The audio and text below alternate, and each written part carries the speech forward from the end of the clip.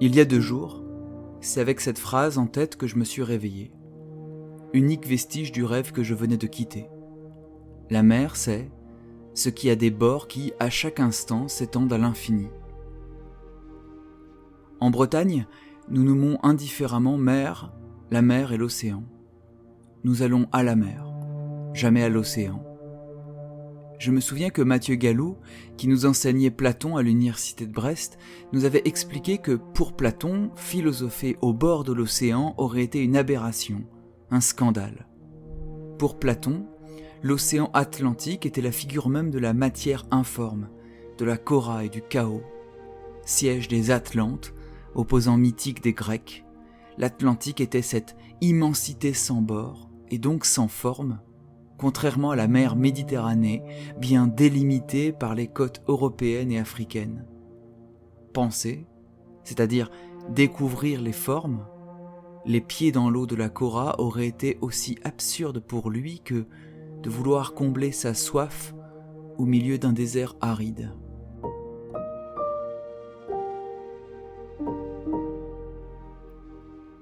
Je ne sais quoi penser de la confusion bretonne entre la mer et l'océan. Peut-être signifie-t-elle que, pour nous autres, qu'elles soient ceinturées ou non par des côtes étouffantes, les étendues maritimes sont toujours océaniques, c'est-à-dire tournées du côté du chaos. Quand je regarde une carte du monde en noir et blanc, il m'arrive d'inverser la priorité de la Terre sur les eaux et de regarder les océans comme s'ils étaient mon lieu. Quand un tel événement de la vision survient, ce que je comprends, c'est que Platon ne savait pas que l'océan est le négatif des continents, non pas le chaos, mais le revers de l'ordre du monde. Maintenant, je me dis que nous passons des câbles sous-marins partout. 1 200 000 kilomètres de câbles.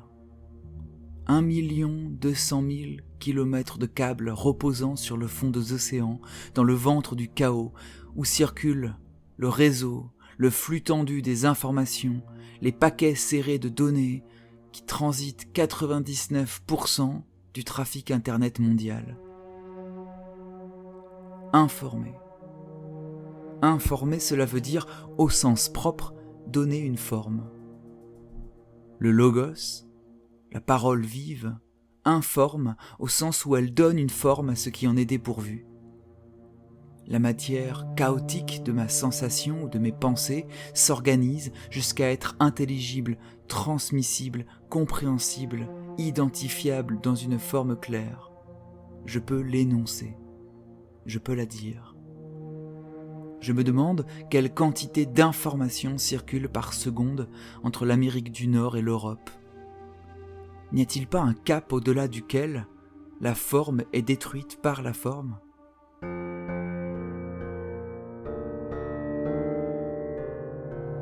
Étonnant comme ce mot, informer, peut aussi s'entendre en français comme ce qui fait perdre la forme, ce qui informe, serait aussi ce qui, à la manière de l'inconnu, à la manière de l'injuste, à la manière de l'inutile, est condamné par son préfixe.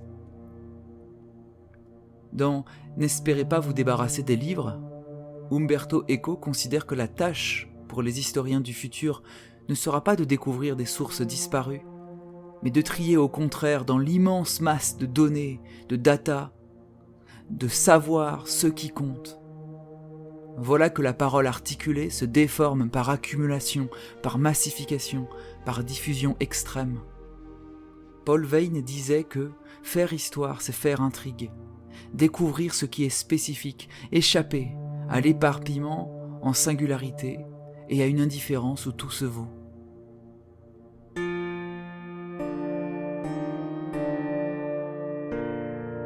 Quand j'étais enfant, mon père avait un globe avec lequel je jouais beaucoup. Quand il ne s'agissait pas de l'utiliser comme d'un rouleau compresseur imaginaire, je l'observais à la recherche de points cardinaux extrêmes. Je voulais, moi aussi, découvrir les coordonnées qui ne valent pas les autres, qui surnagent, la géographie du singulier. Ainsi j'ai découvert les mers de Barents, de Kara, l'océan austral et ses îles de la Déception et de la Terre Adélie, l'île Kerguelen au milieu du grand vide, le détroit de Bering, la Tasmanie, le point Nemo, l'île de Pâques, le Cap Horn et celui de Bonne-Espérance. L'un de ces lieux lointains est l'archipel norvégien du Svalbard. Je ne pouvais pas imaginer que, là-bas, au nord du monde, 3000 personnes vivaient au-dessus de la grande réserve mondiale de graines du Svalbard, destinée à conserver en sécurité toutes les graines des cultures vivrières de la planète pendant des centaines, voire des milliers d'années. Comme si quelque chose s'était renversé. Nerfs du monde dissimulés sous la surface de l'océan et racines de la culture protégées dans un coffre-fort gelé du 74e parallèle nord, là où précisément rien ne pousse.